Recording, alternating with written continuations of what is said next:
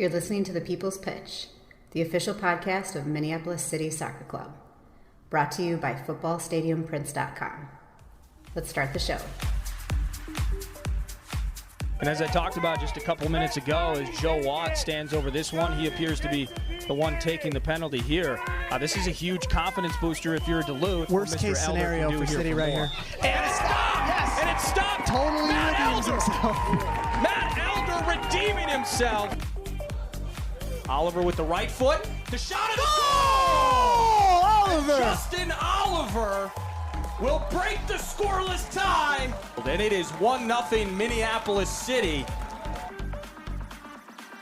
Is Hutton now on the offense with the left foot. And it is now 2-0 Minneapolis City. Good finish. Nick Hutton taking his quick victory lap. Hi, diddly ho, Socceroonies. You are listening to the People's Pitch podcast, the official podcast of Minneapolis City SC. Joining me, as always, is my co-host, John Bisworm. John, it's the fall that never ends, it seems like, but high school and collegiate soccer seasons are, in fact, coming to an end.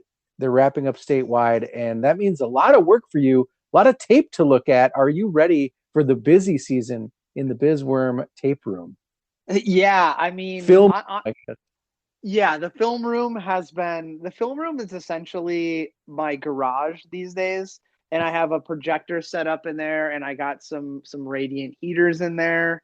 So I got a nice little indoor cool, we'll call it cool weather setup to watch some soccer. I mean, I've watched most notably in the past probably 3-4 weeks, really starting to dive into watching some stuff.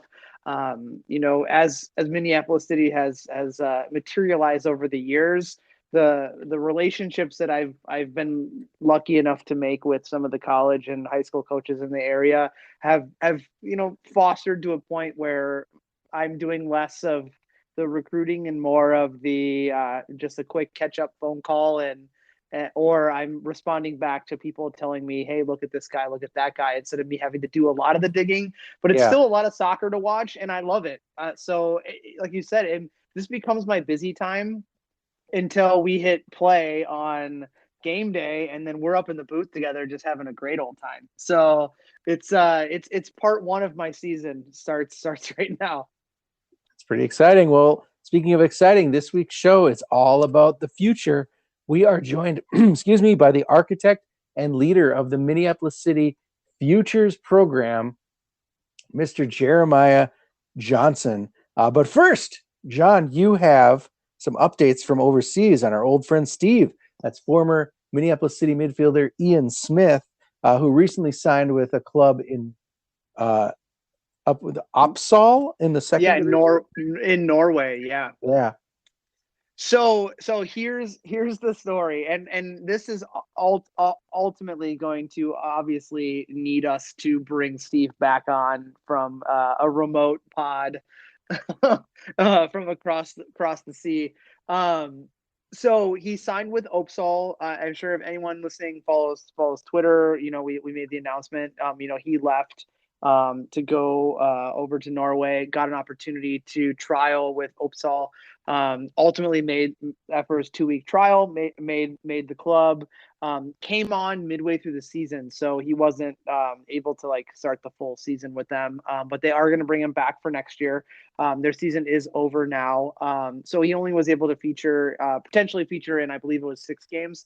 And he started 3 of the 6 games and got some significant minutes in the other games. Oh, that's great. So really doing well over there. So like I said, we're going to have to bring him on, but there was an international scandal, Nate, involving scandal in Norway. A scandal in Norway involving our old friend Steve. So here's how it goes. I get a text message early one morning from Steve that says, "You're not going to believe this," and that's all it said. And I was like, I roll out of bed, I look at him like, oh my God, what are you in jail? What happened? And he sends me a link to an article in Norwegian. So I had to roll that through the old Google Translate. But here's what happened. So going into the last game of their season, they were playing against they were safe from relegation. They were playing against a team that had a very high profile manager, and that team needed to win in order to stay up. And the manager of that team is none other than Norwegian international legend and Liverpool legend John Arne Riise. So are you familiar with John Arne Riise? No. So John Arne Riise, left-footed, left back, wing back, played for Liverpool, won the Champions League with Liverpool. I believe scored probably one of the hardest hit soccer balls ever on the planet with that sweet left foot. But this ginger bitch is apparently coaching now in Norway, and he is a Norwegian soccer icon. So Sure. he's coaching this team. It's not going well. Not every manager happens to have the luxury of translating on-field success to being a manager. Not everyone is your guy Oli. I don't even want to get into that, but yeah. You either have your Arsene Wengers who never played, played but weren't that great, or your Jurgen Klopps. But for every one of those guys, or Mourinho or a Pep, those guys didn't have that great of careers. But anyways, yeah. I digress. Sure. So anyways, this legend is getting his first managerial opportunity and it's not going well for him. So up pops our guy Steve, who on that game day was penciled in as a starter. There was a new member of the club, I believe more so from the youth ranks, that was brought into to Opsal with the intention, a local kid who was with the intention of potentially looking forward down the future to selling this player to a higher level. So the manager made the decision and talked to Ian about it, that there's a chance that you're in the team sheet, but I may, because it's the last game, this might be the only opportunity to have him feature. I may start this guy. So no more than 2 hours before game time, the decision was made that Steve would be put on the bench and this guy would start. The manager and the support staff never gave the game day sheet with the update to the match officials and started this other kid over Ian. So what that ended up materializing into was the fact that Ian was supposed to start and this kid did instead. It looks like shady business. And this guy who's a national icon ends up losing that match and ultimately getting fired and is a total disgrace now in the country because he can't manage a team because he can't lead a second division team away from relegation. Okay, right. So dude gets fired. So ultimately, then the backlash starts. Shady stuff happened. Now you're involving an American into the equation because he was the one that happened to be on the sheet and then didn't start and was on the bench.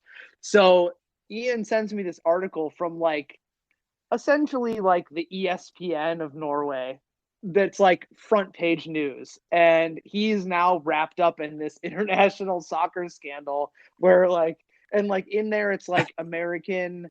And they call him Ian Matthew Smith. They think that his last name is Matthew Smith hyphened because that's his middle name. So it's and then they abbreviate it as Matthew Smith when they're talking about him. So Steve is literally wrapped up in this whole thing, and all he had to play in this was that he was supposed to start, and then some other kid took his job. So they're asking him, did you have any? Are you an insider into this scandal, into this conspiracy to make a fool out of our national icon? Yeah, they're not necessarily the TMZ version in Norway isn't stalking him, but he's wrapped up in this whole thing, and he's all I wanted to do, man, is just play in Europe, and now I got to deal with this. So we'll have to get the full story of it, but I had to bring that to the table today to talk through that with you because it's almost unbelievable until you get the article. And I think what we'll have to do is I'll send the article to you when you post this, so the folks can read about it. But it's pretty damn funny because it all started with a 5:30 a.m. text like, "You're not going to believe what happened." So anyways, we got plenty of stuff to talk about, so let's get after it. And Steve, just please stay out of jail. That's super fun. I'm glad he's having a great time. Right?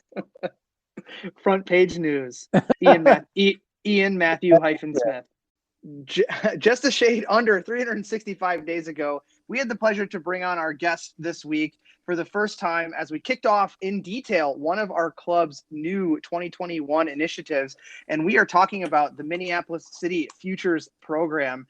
After, in my opinion, and what I'm hearing is an opinion shared by others, a very successful first year. So we are pleased to welcome head coach, the mastermind, the architect of the Futures program, Jeremiah Johnson. JJ, welcome back, my friend. I think I know this answer, but how have you been and what's new? Hey guys, happy to be back. Really busy. Getting ready for the next season of the Futures. So yeah, and just to make sure you guys know, I'm wearing my Football Stadium Prince T-shirt for Edor Nelson Field. Yes, so I got to make sure I get the plug in for the sponsor. Sponsor love. I mean, did you listen last week? What an incredible guy. I loved it because I think the Scottish accent is brilliant. So I actually listened to the rest of it this morning. But yeah, the Scottish accent, I love it. I had an assistant who was Scottish for a while, and oftentimes I would just give him my coaching points at halftime. So I could just hear him just give all the coaching points and the adjustments at halftime to the squad, because it just sounded way cooler coming from him than it did for me. So it does. They use all sorts of like slang that we've never even heard of before, just like words that sound like swears but make no sense. Yeah, right. I mean, hey, everybody's got a hedge, right? Yeah, and you have to listen to them really, really, really closely, because sometimes you might miss a word here and there, so you have to really focus. So yeah, I don't know. There's something to that. Well, JJ, you've been on the show. You're like John said, you've been on the show before. We're wrapping or just about to start year 2 of the Futures, having wrapped year 1 this summer. But there might be some people that are not familiar with the program, not familiar with you as a coach. So why don't you tell us a little bit about your soccer coaching background, how you got to be involved with Minneapolis City, and then really high level, like what is the Futures program? Sure. So I got started coaching when I was playing with Bangu FC way back in the day. Before it ultimately merged with a club called Wings and became Minnesota Thunder Academy. There was a little startup called Bangu FC. And so, I kind of got my coaching itch there. And then I went away, played Division I college soccer at a small school in Georgia called Mercer University. And then when I would come back for the summers, I would coach camps often. Greg Thompson's All-American camp. And then I got hurt while I was playing in college, basically a career-ending type injury. And then I came back home to Minnesota from Georgia, and I got involved coaching with a high school program at Rosemount High School there. Ended up transferring out to University of Wisconsin-Eau Claire. Funny enough, Blue Golds. Yes, Blue Golds. Funny enough, I actually went out there initially on a recruiting trip to kick for their football team. And then while I was there,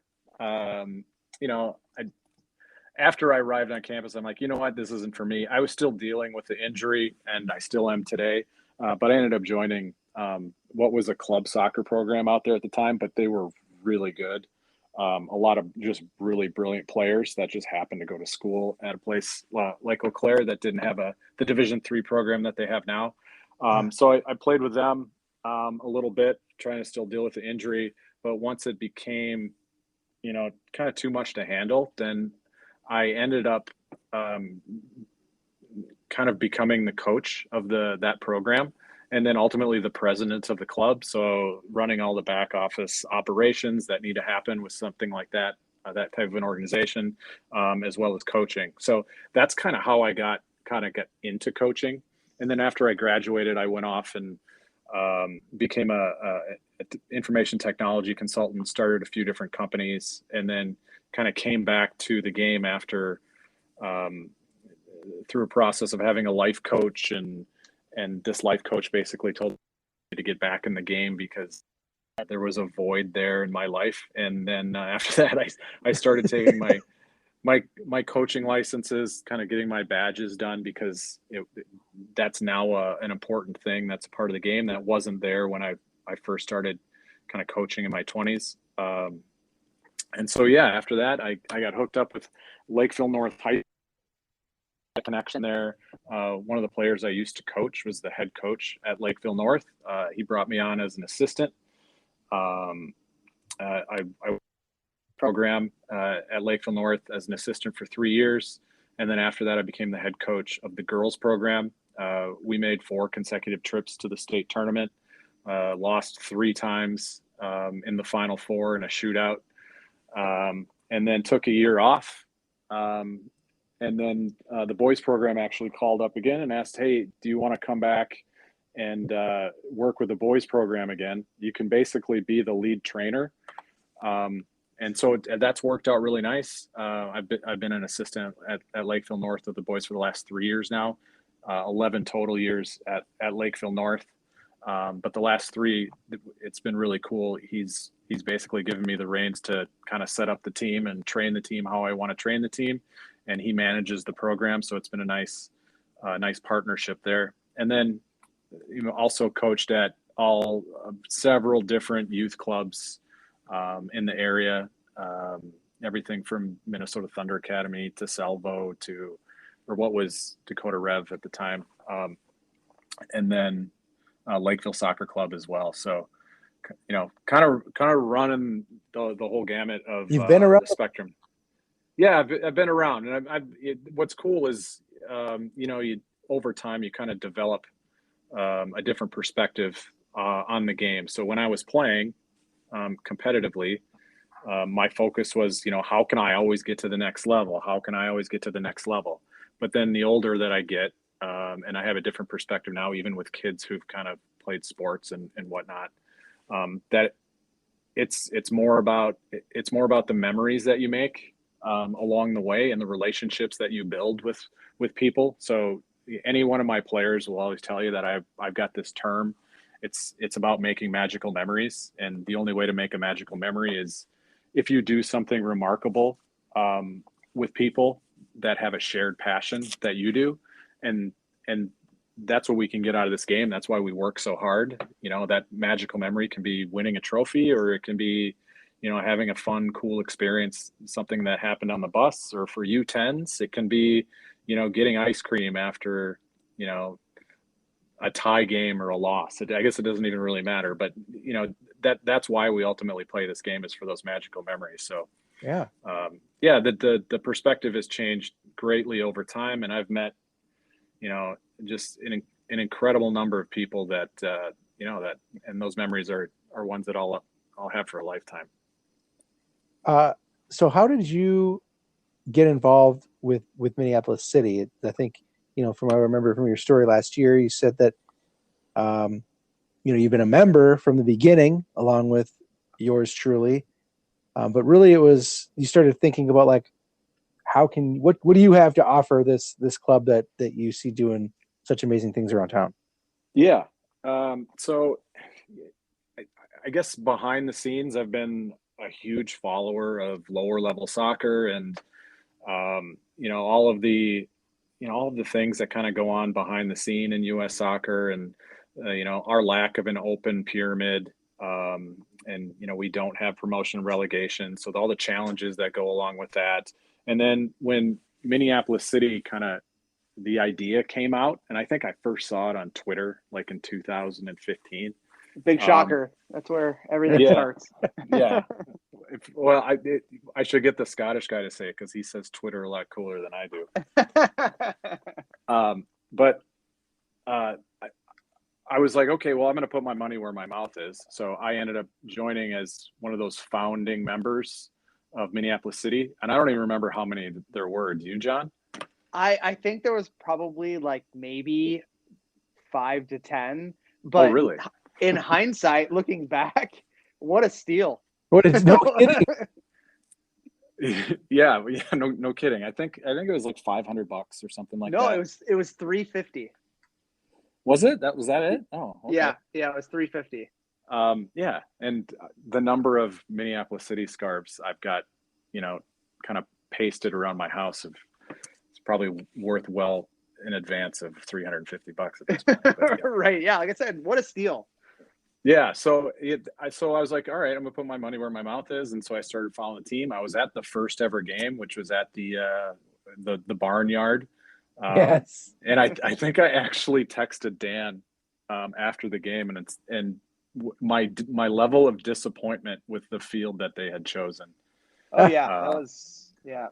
Yeah, because I think if you only knew what went into getting just that, it was a nightmare just to get a bad field. No, the more and more I've worked behind the scenes at Minneapolis City, I can only imagine what it was like to get something up and running back then. But yeah, so just to get back on track there. So after a few years, and you guys were bouncing around between like Osseo and a few different locations, and then it kind of seemed like you guys were solidified at Augsburg, which is closer to where I am in Lakeville. And at that point, I was about to take a break from coaching at the high school level. I had resigned from the girls' high school job, and I wanted another project. And it was about that same time that the U19 vote had come out. And I voted yes. And then I also followed up with the club, and I followed up with Adam Pribble and said, yeah, if this comes to fruition, I'd absolutely be interested in doing something like this. So he's like, yeah, send me your resume, and did all that stuff. We had many conversations over the course, had coffee with Matt, and then they kind of brought me on as kind of a staff coach. And then one of the assistants for the first team had to depart. So they're like, do you want to join us as the second assistant for the first team in 2019 and help us with the preparation as we go into the US Open Cup? And then, so I think we had just beaten, like, we had a scrimmage against we had a Shattuck side, and then a Minnesota Thunder Academy, like U19 Development Academy side. And I think we beat them like 10-0 or something like that. And then as we walked off that field, nobody really knew that was going to be the last time we were going to see each other, because COVID hit and everything pretty much got shut down. And then US Open Cup got shut down. And then we were all kind of sitting around okay, well, what's next? And I knew we had this U19 project kind of just waiting in the wings. So just got started on it. And all of a sudden you had a lot of free time. Yeah, well, so we had a lot of free time, and we didn't really have a whole lot of direction on what we wanted to do with this U19 thing. And I had learned a lot about the club, what was going on with the first team, kind of what was, what the club culture was about, what the vibe was about, what the brand was about. So I kind of took all of that information and combined that with my own experience, and try to combine all that together. My experience playing with the Olympic Development Program, my experience playing 7v7 in college spring season when I was at Mercer, all of these things together. And I'm like, what would I have wanted as a player to kind of help bridge that gap between youth soccer and whether it's college or pro or professionally amateur soccer? What would that look like? And I just started jotting down notes and kind of came up with, what the concept of the futures would be. And at that point, we didn't even really have a name for it, but we didn't want to call it like the U19 program. It wasn't on brand. On brand. So it came up with the futures, and kind of here we are. And that the whole goal of the futures is to really bridge the gap between youth soccer and adult soccer. And then trying to kind of solve for a few different problems along the way. There's major pain points in US soccer. The opportunity that exists for players at 8 20 years old is really fragmented. Mhm. For youth clubs like U19 isn't a priority for them. It's kind of the twilight of their programming. Most youth clubs, they kind of promote, at least the elite quote unquote youth clubs, they promote, getting players into college, right? So for many players, if that's not part of their roadmap, That's it. that it falls off. And when those players fall off, the competition That's where the money falls off. goes. Yeah, it's not about the money. You're right. It's about the competition.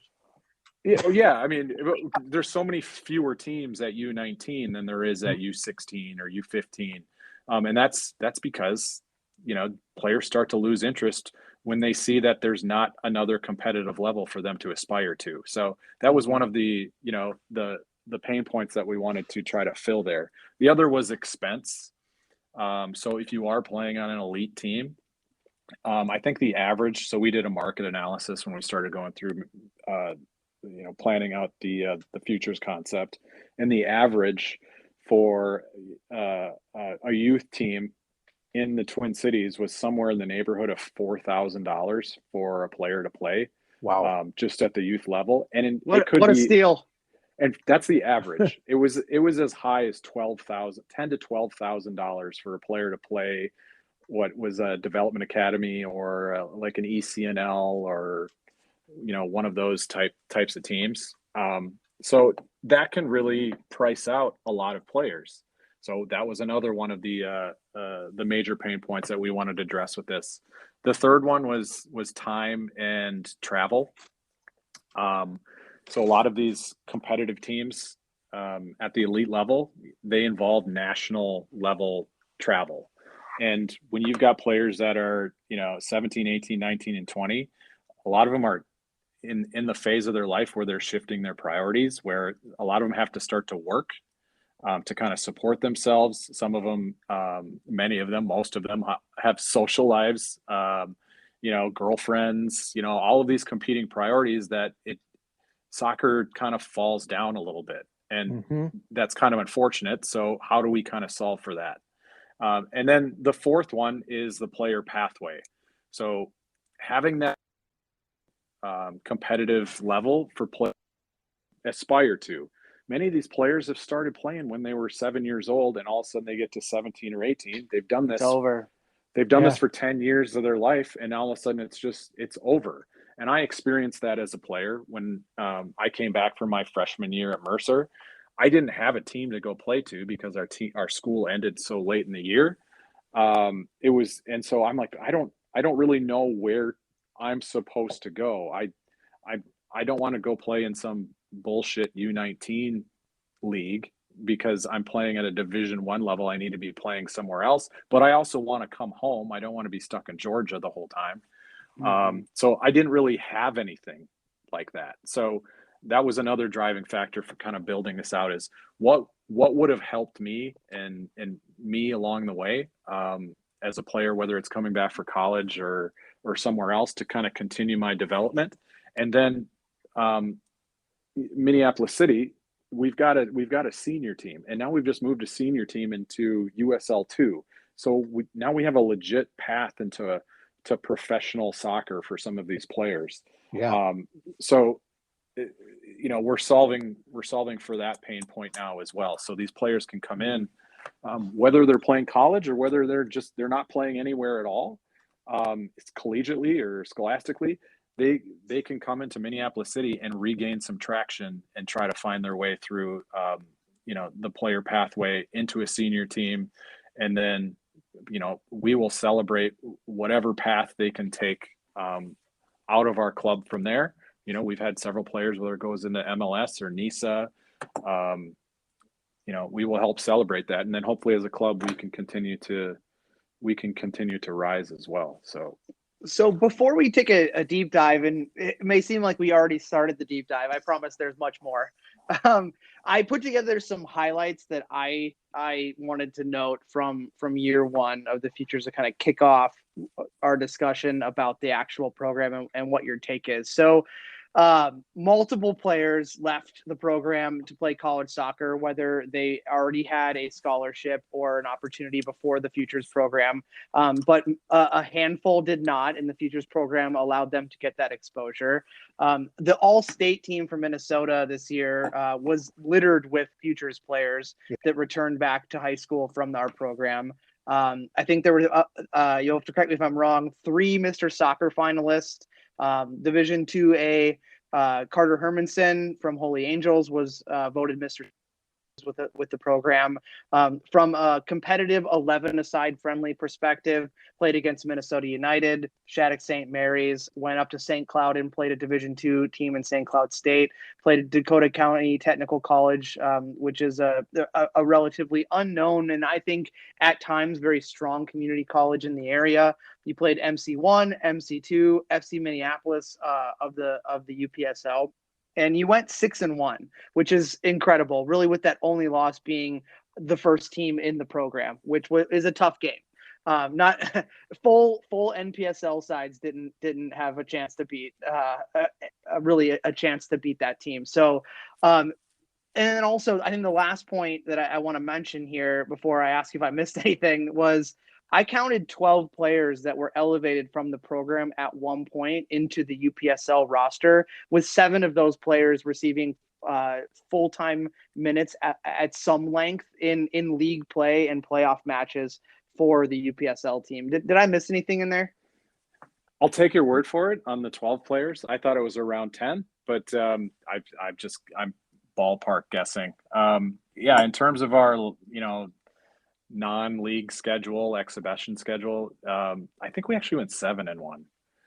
But ooh, I might have missed one in there. I missed somebody. Well, 6-1, 7-1. Either way, you added another victory, which kind of just further cements my point here is that when you talk about success of a first-time program and you look at what we did at the senior level, we did not have that success in the soccer slice of the soccer pie, slice of the competitive landscape that we entered in, whether it was the PLA, whether it was the NPSL, UPSL this year aside, that was a success. But the Futures program, honestly, like on paper, it was a success. And I really wanted to mention those points because I think it kind of brings holistically together, players went to college because of this. Players that went back to high school were elevated to a point where they were honored as the best in class. You put together, outside of the 77 inter-squad league, you put together 11-a-side teams, and they went out and beat people. And the players that were ultimately proven within the program were elevated into other opportunities within the club, which is the point, right? Is to further that development at a certain extent for the players that it warrants. So I wanted to mention those things because those are things you put on a resume, right? And it went much better than I even anticipated. My whole goal for the first year was let's lay the foundation properly so we can make this easier on ourselves in year 2 and year 3. I didn't think that we were going to be going out and, getting results against Minnesota United or getting results against our second team. But some of those things needed to happen for people to take notice for some of these players. And I think everybody in our program has a little bit of a chip on their shoulder. Yeah, I would say so. Yeah. And I like that edge. So, some of these players are the players who may have been passed over for Development Academy or, which is now defunct, or MLS Next type teams, or they just were never given the opportunity because they didn't have the financial means necessary to do so.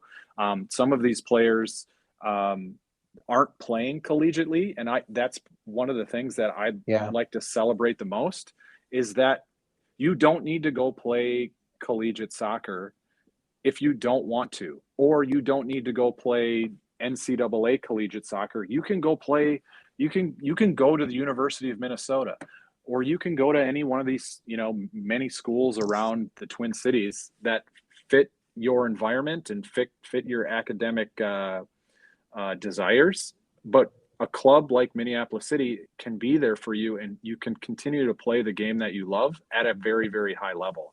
And we've got several players. I think we had 34 players that were post high school players that had come through the futures. And then I think 21 of them were playing like NCAA or NAIA soccer this year.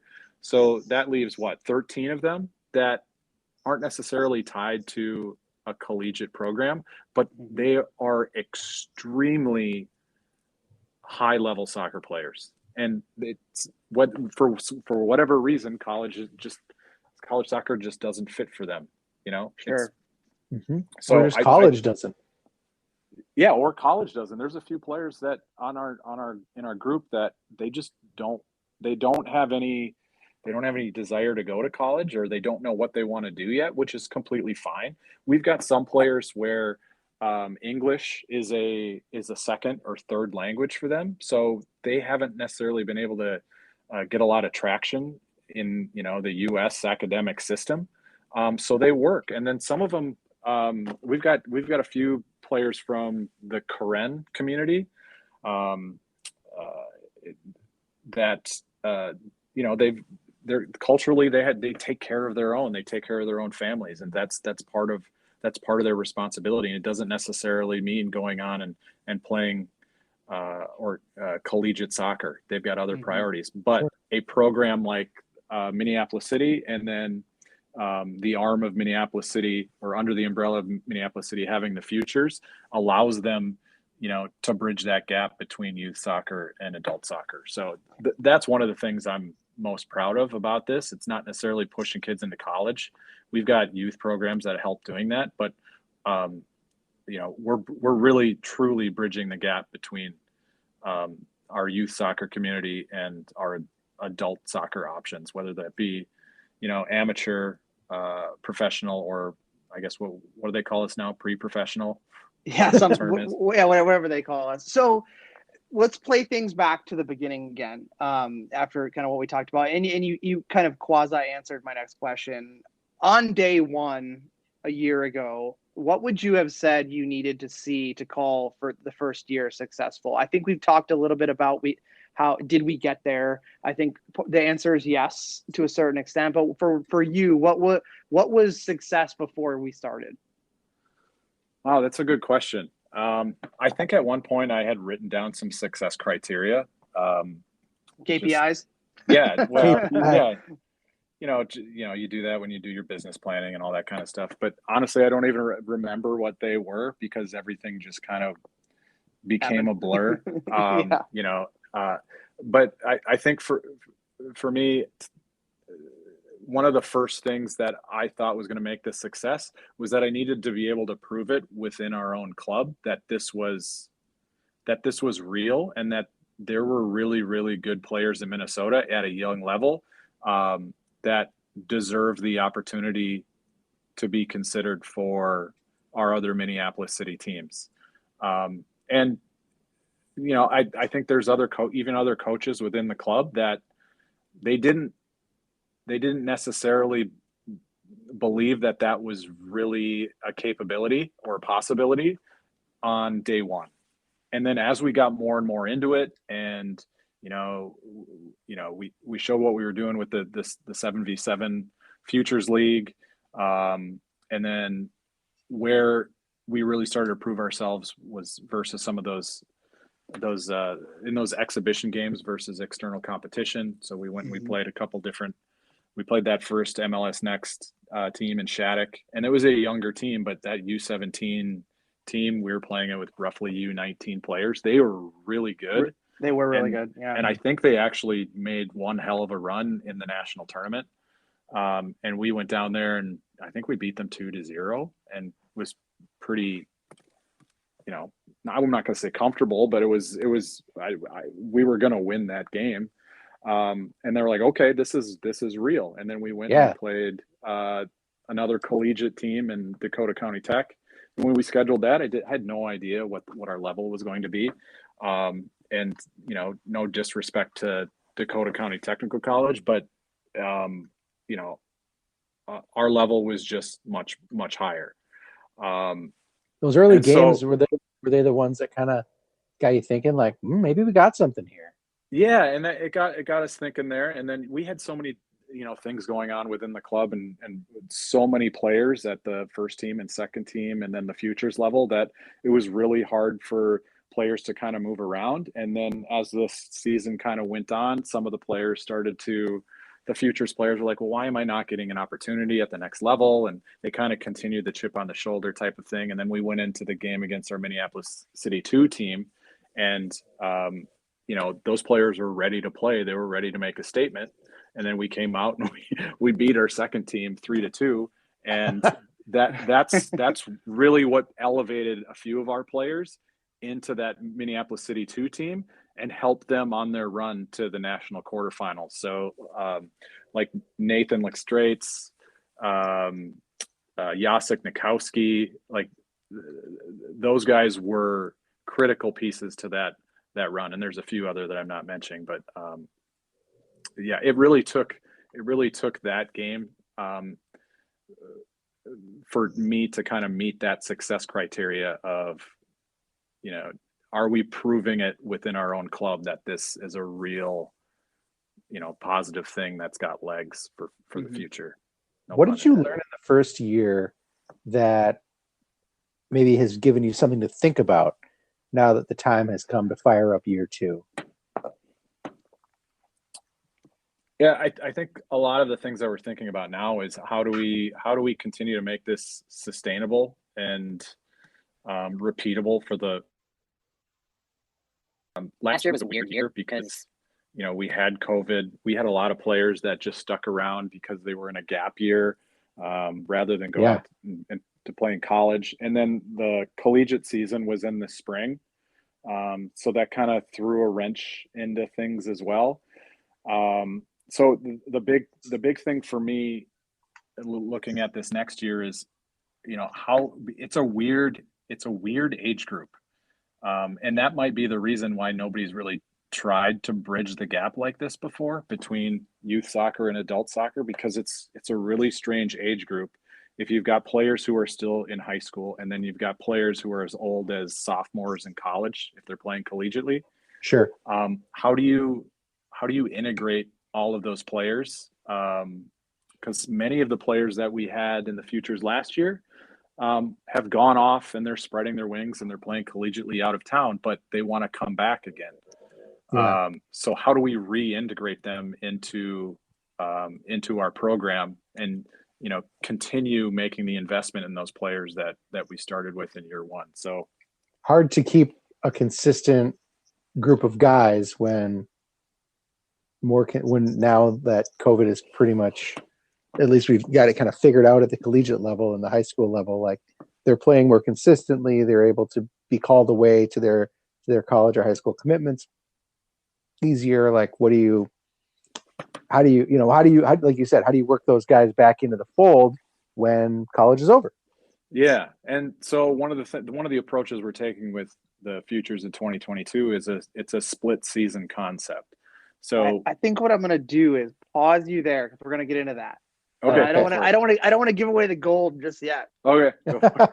we talked about like between all-star, like the all-state players, between Mr. Soccer nominees, there's just a ton of future kids that have been celebrated this fall on that local high school stage. Yeah. Do you feel like the futures gave them the tools to really push for those honors, or were these kids already that good? They just happened to show interest in the futures and we scooped them up. It's kind of like a chicken or the egg thing, right? Like, are they good?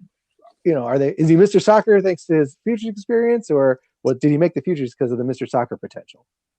I think it's a little bit of both.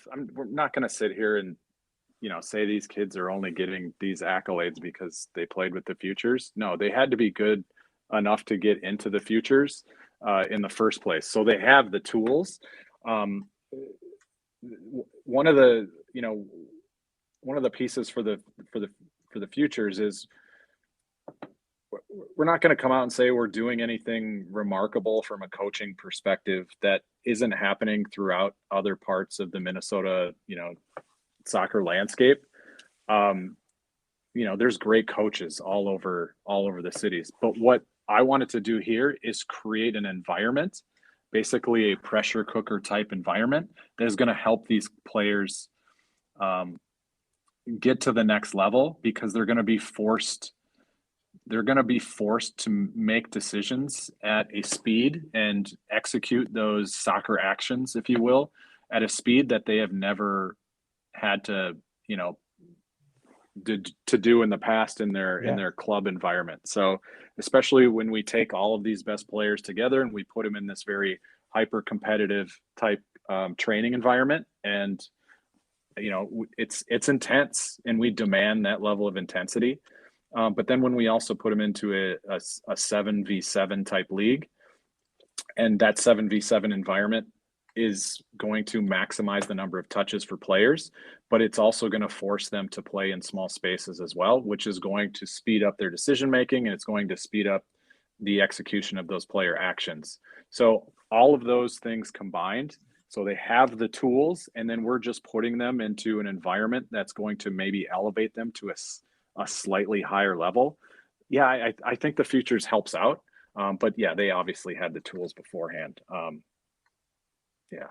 So so to kind of piggyback off of the other kind of half of, I shouldn't say half, maybe the other slice of the players. We talked about players who obviously either went back to high school. You just mentioned that. We have the kids that you mentioned that that don't go to school for whatever reason. I've recently talked to college coaches of programs that have had year one, we'll call them alumni, on their teams to come in as freshmen, and they've straight away said that our program was a benefit to their guys, because when they came in right away into that environment that was really the next step in their soccer journey, they had a level of maturity and almost like a breath of fresh air, that it's not going to be as difficult or as scary as they might seem for it to be.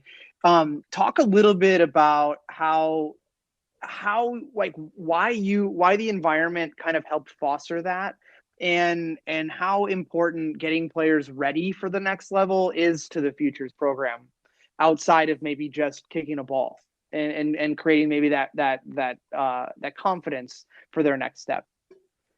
Yeah, I think that's a big piece is the confidence.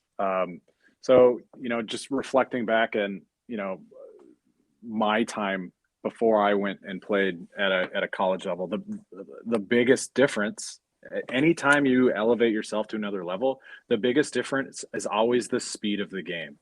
So yeah, you've got a great first touch, but can you play that first touch under extreme pressure? And then can you take that first touch into space in one touch, and then basically make that escape pass so your team has the ability to maintain possession? Can you do that in a hyper competitive pressure cooker fast environment?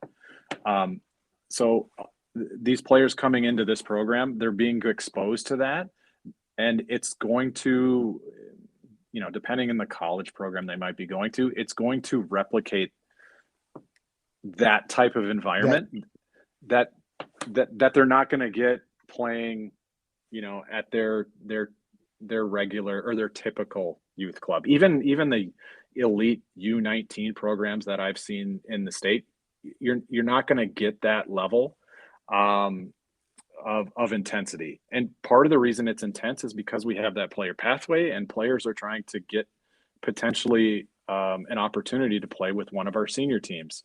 Whereas if you go play with a U19, youth environment, whether they're getting ready for the state cup or going to play in the regionals or something like that, the training sessions they're just naturally are not as intense.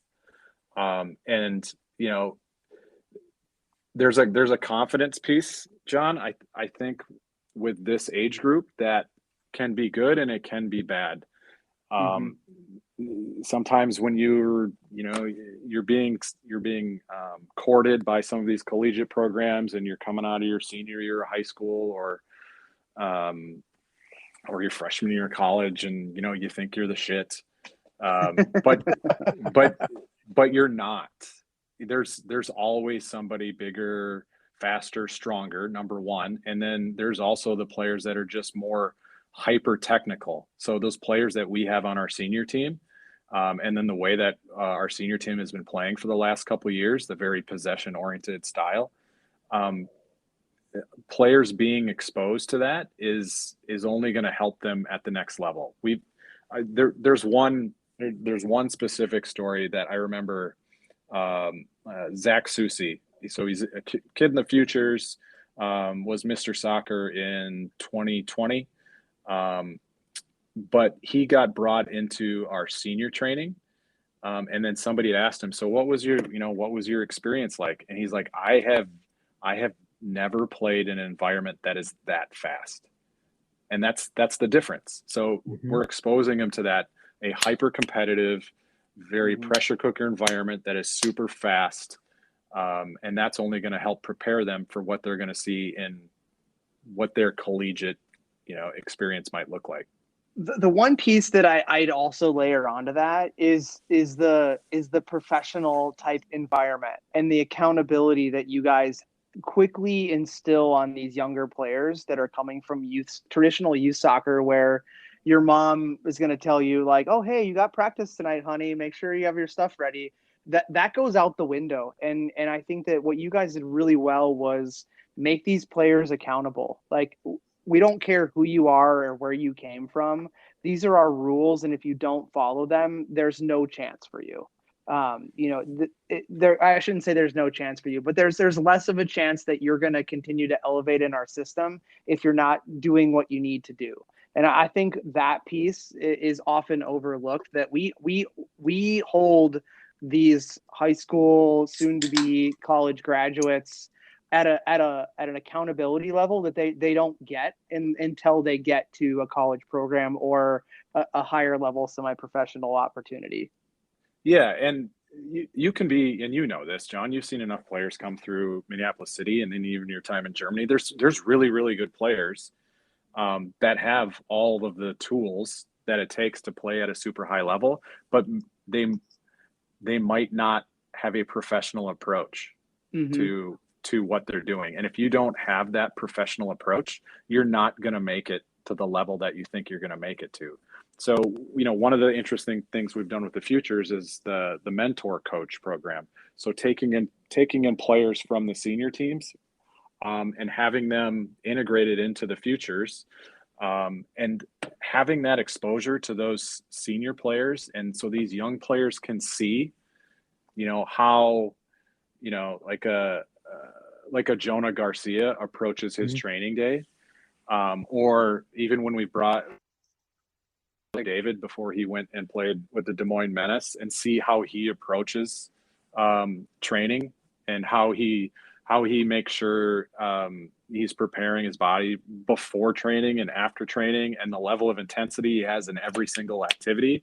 Having those senior level players kind of come in and serve as a mentor, those young players end up, picking that stuff up, whether it's by osmosis or because they're actually focusing on it.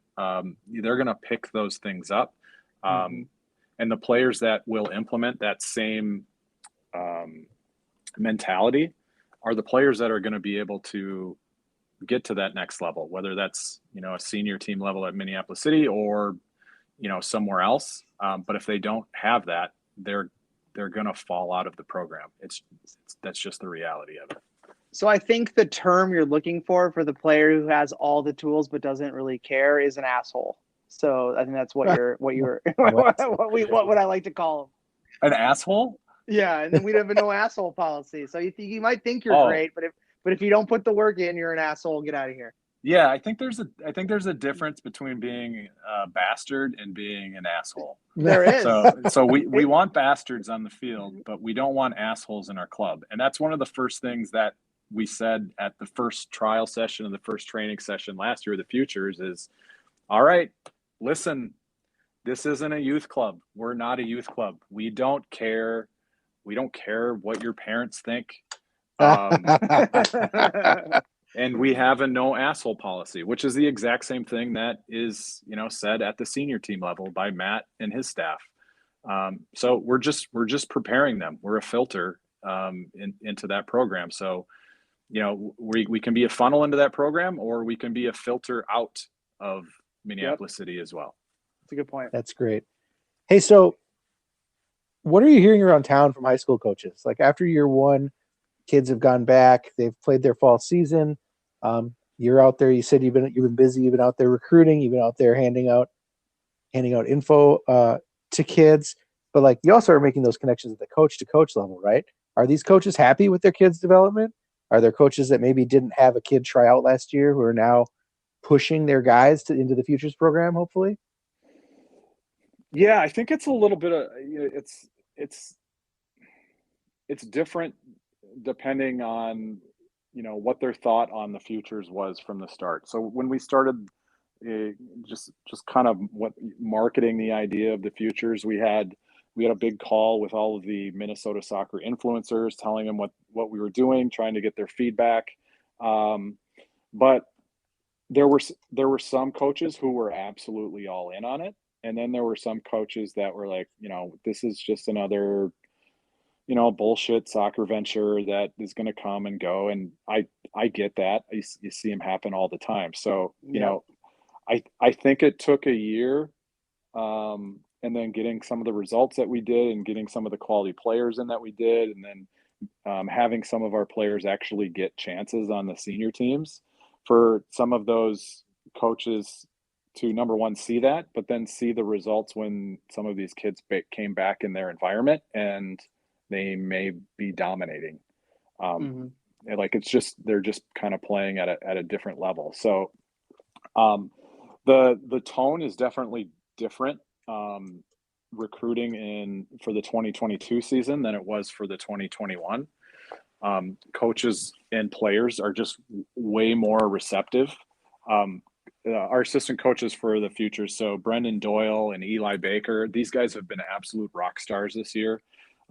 They are going out to high school soccer games almost every day of the week for the entire fall. I was coaching high school, so I was obviously integrated into the environment and there, but these guys were going out on their own. And that's something that I don't think any other program, academy like program, not to pick on the club that trains in Blaine, but I can almost guarantee that their coaching staff isn't, they haven't evaluated over 100 high school soccer games. Like, no, they've got they'll come to us approach. Yes. That's sure. Yep. And that's fair.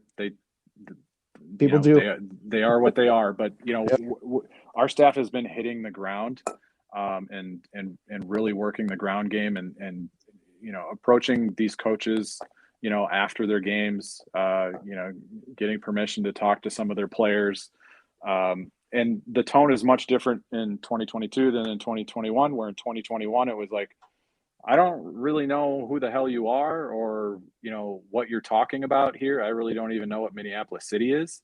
In 2022, I would go up to a player after a game and be like, hey, how you doing? My name is Jeremiah. I help run a program called the Futures at Minneapolis City. And they're like, oh, yeah, I know what that's about.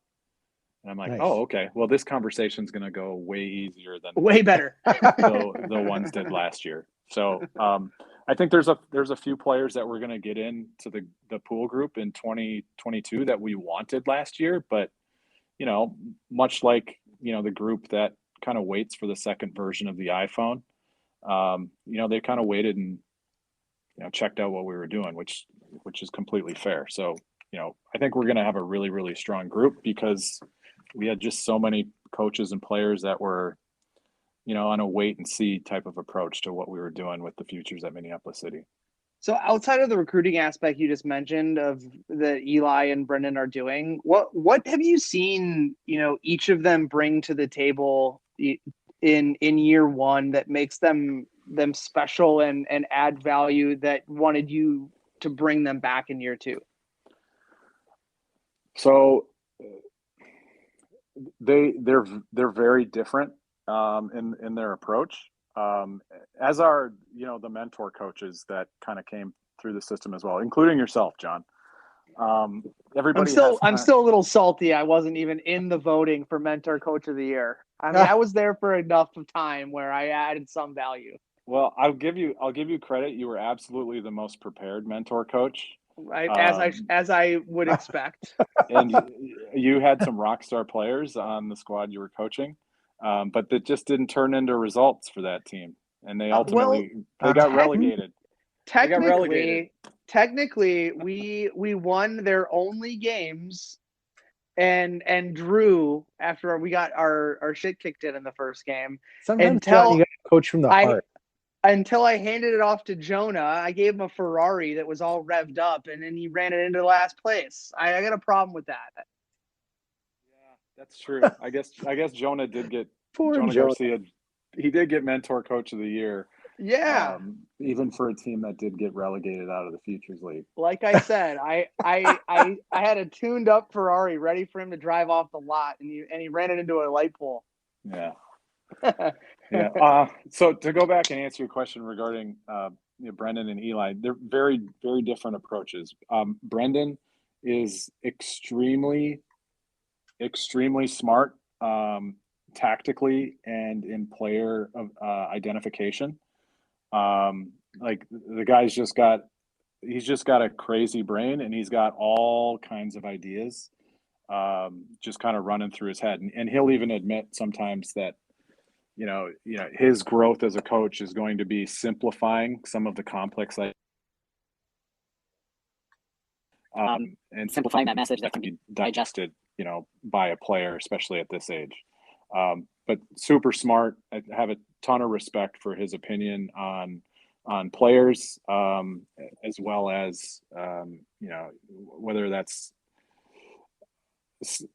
scouting a game, scouting an opponent beforehand, or his evaluation of a game, going into halftime adjustments. I think he's pretty incredible there, and I have a lot of respect for him. Eli is he's a super cool customer. So his delivery of the message is probably the best out of all three of us. He can kind of take that message, whether it's complex or simple, and turn it into a coaching point that is going to resonate with the players. So I think that's kind of his strong suit. So we've got kind of the yin and the yang a little bit from the coaching staff, and then I just do my best to not get in the way.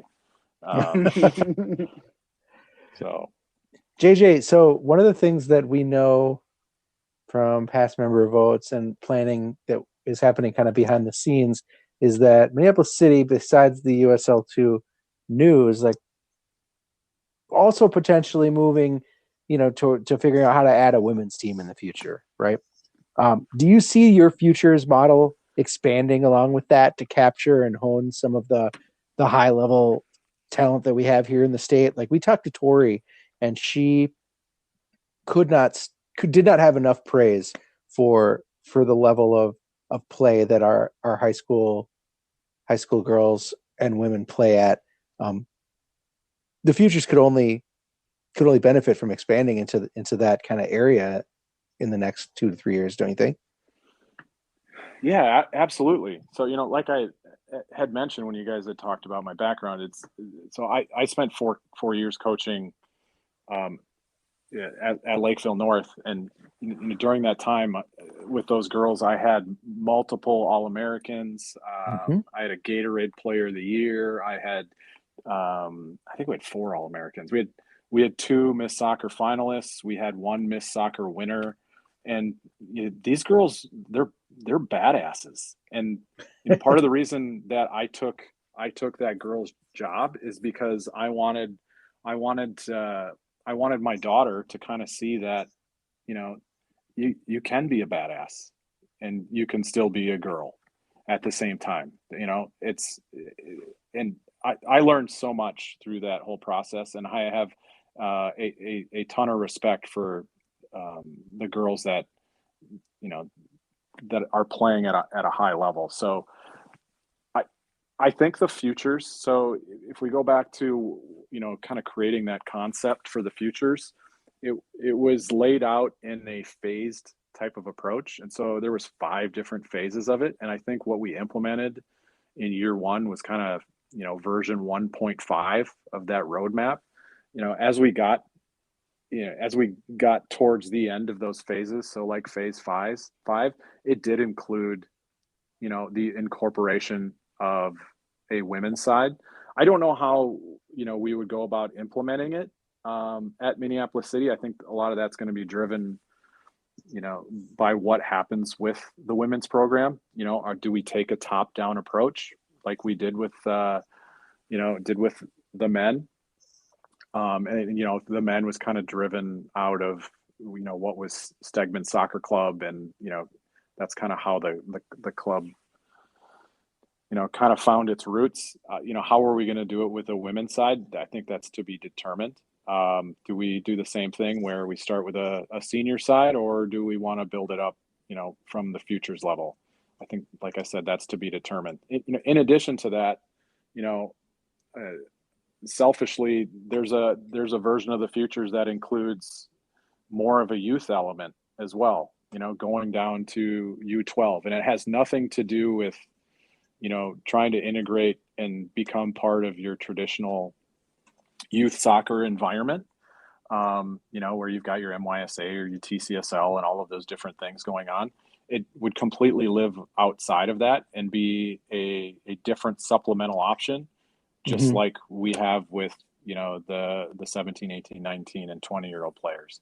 And that's where I want to see it go. I think it can include women, and I think it can include more younger boys and girls as well.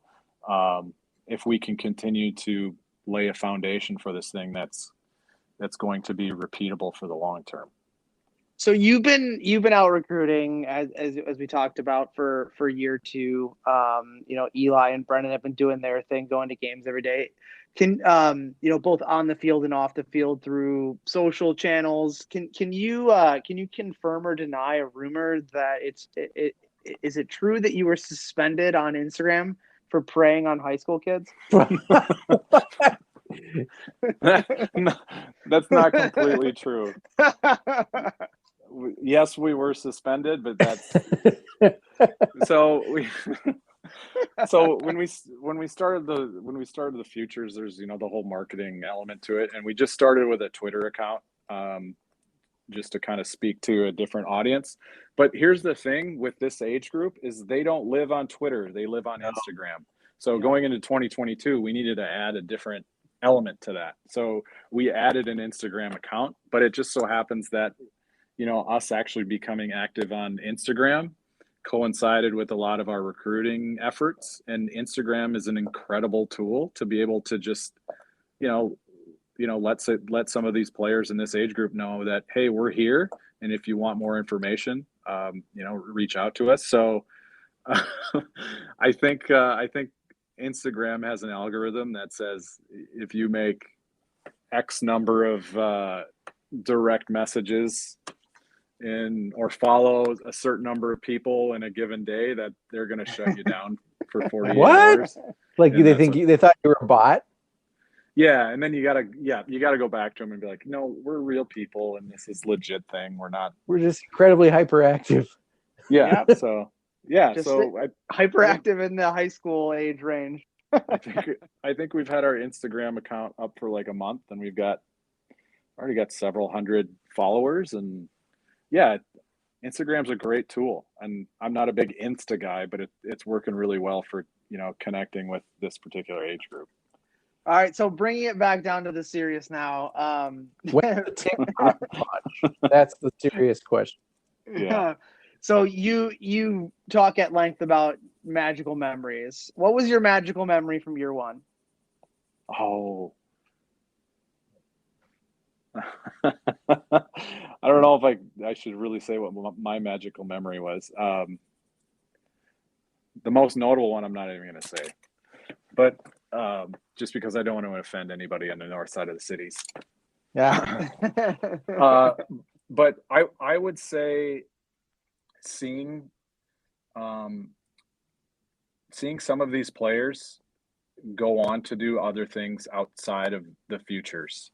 That's been kind of my magical memories, like as a coach in general. So, like I mentioned, coaching the girls, had we've had several girls go play Division One, and being able to go watch them play in a different environment, and then, having a relationship with them, that's a magical memory. But for the futures, one memory sticks out, and that's watching Jacek Nikowski get 2 goals in the MC2 playoff game. I think it was an overtime game, and just the Granite City game. Yeah, it was the Granite City game. Granite City, great team. They were a really good team. They were arguably better than us on that day. Oh, for sure. But then having Jacek go out there and make the impact that he made, and knowing that, if just reflecting on how he came into Minneapolis City, he filled out a player interest form, and then kind of reviewed that player interest form. And the one thing that stuck out to me on that player interest form was that he was a state champion high school wrestler. And I'm like, oh, this kid's interesting. He's playing. He's playing soccer at Oral Roberts, and then dig in a little bit further on his background and find out, oh, he's the leading scorer in high school soccer history in the state of Wisconsin. All right, let's bring him in. Let's see how this goes. And then, in a 7v7 type environment, which we initially saw him in, he was a good player. But then once we got him onto an 11v11 field where he had a little bit more space, the kid was just absolutely dynamic. And then to watch him in that MC2 game, and then knowing that the Futures program helped elevate our second team into, deep into the national tournament, that was a magical memory for me. And I'll also note that Jacek came to the Futures program after I was no longer a mentor coach, and he was on the team that I was coaching. So again, Jonah, what are you doing, man? So I asked you to pause earlier because I wanted to get here as we're kind of getting into the closing of our questions. So year one's in the books. I'm just going to say total success. It would not be Minneapolis City if we didn't look at ways to get better and grow. Here's your platform. Let's talk about year two. Like what are we changing? What are we adding? What are we taking away? What are the new things? Here's your canvas. Go ahead and paint it for what year two is going to be. Yeah. So in year two, we're going to take kind of a split season approach to the Futures. And this is based off of some of, our own internal reflection, some of the pain points that we had internally. We do a player survey and we get feedback from everybody. So through that whole process, we ended up landing on the idea of a split season for the Futures. So that's what we're going to do in 2022. And what that means is we're going to have a winter season and then we're going to have a summer season. The winter season is going to look a lot like what the Futures did in 2021, where it's going to be large group pool training. In addition to the 7v7 Futures League, where we've got 4 different teams where players are representing different Minneapolis neighborhoods. And then there's also the opportunity to play in exhibition games against external competition. So that's going to go from basically January until spring break time, right around April. And then at that time, we're going to do a secondary trial. So we've got the Futures November trial where we're bringing in a large number of the players. But in the spring, we needed to have a mechanism to reintegrate some of these college players, whether they're returning back to the Futures environment or, they're newcomers to the Futures and want to get kind of identified. So we needed a mechanism for them to do that. And so we're doing that around the spring break time in a few different ways. And then after that, we're going to start the Future summer season. And the Future summer season, we're going to take a group of players, probably about 30 players from that winter season pool, as well as the college players, and roster them on a team that is going to participate in the UPSL. And so the UPSL is going to run from early May until into July, slightly into July. And so we're gonna have an actual competition where we're gonna be playing for trophies. And that's one of the things that the players wanted to do. Like What's this is that? this is the big news, JJ, that the UPSL team will be the, I guess, the ultimate version of the futures going into 2022. This Yeah, was there I was don't some know if it's uncertainty huge around news. that. I think It's the it's pretty big. That's pretty big news for fans that like we will be competing in all three leagues confirmed, and the UPSL team will be all about the future. Yeah, so it's going to be about the futures, and putting these players in once again an environment that's going to help them develop. So once again, going back and referencing when I was playing in my youth, I think I was 14, 15 years old, and I was playing on an MASL team. And when I look back on that experience, it absolutely catapulted my development going forward. Taking myself out of a U16 type of environment and playing with actual, full grown adults, it made you play in a different way. So the same thing's going to happen with this group, where we're going to have, age 20 and under, but we're going to be participating in a national amateur league that is technically on the same level as USL2 and NPSL, but we kind of all know that it's probably on the third rung of that ladder, and we're going to be participating in that league with the futures. What's really cool is that the UPSL also allows us to continue with some of our mission. Yeah. Where we're able to continue to offer the programming at a low rate. We've given out a ridiculous number of scholarships. I think 45 scholarships over in 2021, and we're probably going to give out even more in 2022. But even beyond that, the cost of participating in the UPSL is allowing us to keep that programming cost as low as possible for the futures group. And then the travel isn't extensive either. They're the conference that we play in, I think it's the UPSL Midwest West. There are 6 teams. At least last year, there was 6 teams in the Twin Cities. There's 1 team in Rochester. There's 1 team in St. Cloud, and then there was 1 team in Sioux Falls. So really, Sioux Falls is the only road trip. So it helps support our mission of keeping, our programming as local as possible. That's amazing. That's awesome. That's like I said, that's exciting news for fans of City that were hoping maybe we would be able to stick with all 3 of our teams or keep all the teams, but really had not received any promises to date. Yeah, and that's funny because I kept hearing that once we were going to the USL2, all of this speculation out there is around, so does that mean the futures are going to the UPSL? And at that point, honestly, we hadn't made that decision. We haven't even talked about it. We didn't even talk about it. No, and we're like, that's kind of a good idea. We should look into that. Thanks, Twitter.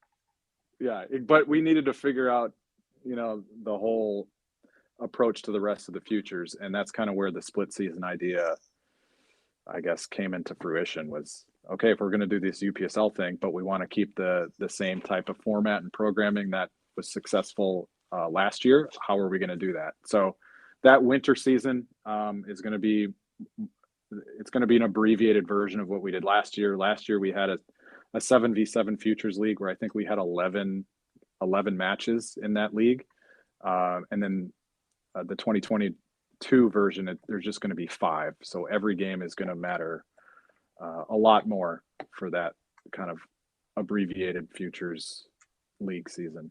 Well, I'm checking with the wife to see if I can fully commit, but I mean, like, I need to redeem myself to win futures mentor coach of the year. So I mean, if the first team guys fall down, I think I might be able to step in and fully commit to that 5 weeks and bring home some hardware. All right, well, that'd be great. You're gonna have to call for John off the bench. You're gonna have to submit your coaching resume. I'll type it up. It'll be on a paper that says that all it says is previous futures record, 2 wins, 1 tie, 1 loss, and then I'll see what Jonah puts up for his resume. Yeah, well, both of you. So Jonah has asked to come back and be a part of the Futures again, which is awesome. But in terms of Futures League teams, your squad did get relegated last year. So who's the new neighborhood that's coming into the Minneapolis City Futures League? We don't know yet, but yeah, maybe you can submit your resume for that squad's job. I absolutely will, and then this time I'll be able to hopefully pick some of the players I'll take instead of inherit them. No, I mean, I think, to kind of put a bow on it, JJ, I mean, if you would have told me the outcome of not only all the talking points I brought up in the beginning of our conversation, if you would have told me that the kids going to college were prepared to the best ability that we could have prepared them to, the high school kids went back and are getting honored for the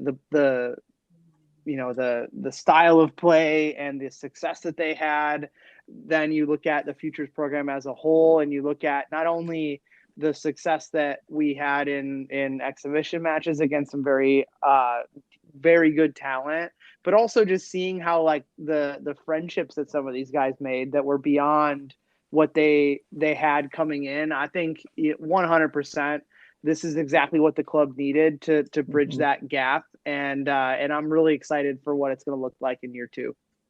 Yeah, me too. There were so many things that we just couldn't do last year because of COVID and the social distancing restrictions that we did have. On the first team, they call it the brotherhood, and they've got great relationships on that first team and that senior pool that they've developed over time.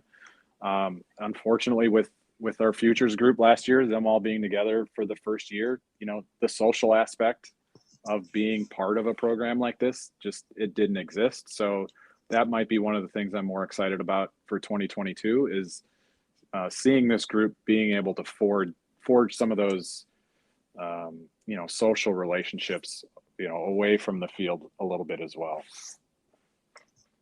Well, JJ, thanks so much for joining us again.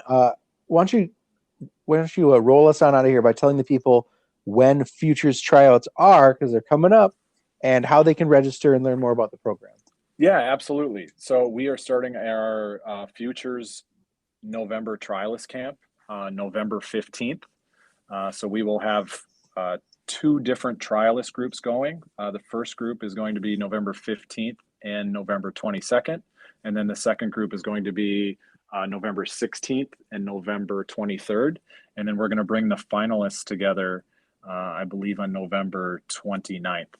And that's gonna populate the group we have for the Futures winter season. That's the primary vehicle to get involved with the Futures. And to register, you can go to mplscitysc.com/futures. So go to the Minneapolis City Soccer Club website and click on the Futures link, and it's going to kind of walk you through how to join the Futures, what our mission is. We talked a little bit about that today, as well as there's a link on there to apply for financial aid or scholarship funding as well. So mplscitysc.com/futures. All right. Thanks a ton. All right. Awesome. Well, JJ, thank you so much, man. Really looking forward to year 2. And I hope, like I said, I hope I can win that award. I'm making it all about myself now. You are. I have motivation. I don't have a lot of motivations in my life anymore. Now that the club is kind of running itself with all the great people like yourself we brought in. So I got to find my little wins somewhere. So, but thank you so much. Really appreciate it. I'm so glad that we got this off the ground in a weird COVID year, and it's to the moon from here. Absolutely. Thanks for having me, guys. Thanks for everything that you do for the club here. And outside the podcast, I know you guys do a lot. And I appreciate the show and love to listen to it. Thanks for having me, guys. Thanks. Be careful on Instagram, all right? Will do. Take care. All right. Thanks, man. Bye. Bye. That is all for this week's show, folks. Thank you, as always, to our show sponsor, footballstadiumprints.com. Boy, Do I hate pants? If you know me, you know that I'm all shirts, baby, all the time. Just like my favorite cartoon character, Porky Pig. I wear the hell out of shirts and only shirts, which is why I'm not allowed to leave the house anymore. That's also why I'm pumped for our partnership with footballstadiumprints.com. They offer a massive selection of shirts featuring all of soccer's iconic pitches, including Edor Nelson Field, home of the Crows, as well as Legends series with the likes of our very own Matt Elder and me, John Bisworm, Stegman's Soccer Club hero. I love looking down and seeing two Johns, my face on a t-shirt, and good old little John peeking out from under it. God damn it, we got to stop writing these for each other. Head on over to footballstadiumprints.com and use the code CROWS10 to save 10% off on all your new shirts. I love shirts and only shirts. They ship from the United States, so you don't have to worry about any of those outrageous international shipping fees, and they arrive lickety-split once you purchase. Thanks again to footballstadiumprints.com for making the only piece of clothing a man like me needs. No pants, just shirts. If giving back to the community means a lot to you, maybe it's time to give to the club that loves to give back. Minneapolis City is a 501c3 that provides a safe, reliable, and fun environment for young people to play the beautiful game. And look for us soon out in, not necessarily parks, right? It's going to be cold soon, but playing in the community centers around the city and really bringing ourselves into the community like we love to do. Consider a tax-deductible donation to a truly city-focused organization. Minneapolis City memberships are now on sale. And scarf designs, right? They're coming too. Yeah. And you know what follows scarf designs, Nate? Kit designs. For only $99 for a full season pass, all the way down to $50 for out-of-town membership, you can support the club and get some really cool stuff in return. I mentioned it before. You get the exclusive membership scarf, a membership card that gets you 10% off at the club shop. You get to vote on said scarves, including selecting the membership board, which is awesome. You also get to, like we said, kit designs. You get to pick those. We're voting on scarves right now, people. Visit mplscitysc.com. Make sure your totally legitimate, valuable graphic design options are heard. That totally came from a copywriter. Send us mail. It's easy to do. Hit us up on Twitter at The People's Pitch. Complain or through email at mcscpodcast@gmail.com. All questions, comments, and concerns are welcome. And finally, as always, you can complain to Dan. He loves when you complain to him about even the most stupid stuff or the important stuff. And you can hit up those complaints at MPLS City SC on Twitter. That is all for this week's show, folks. I am John. That was Jeremiah Johnson. Goes by JJ. And of course, that was Nate. Join us in 2 weeks as we continue to give you a peek behind the off-season curtain. And of course, you got hooked.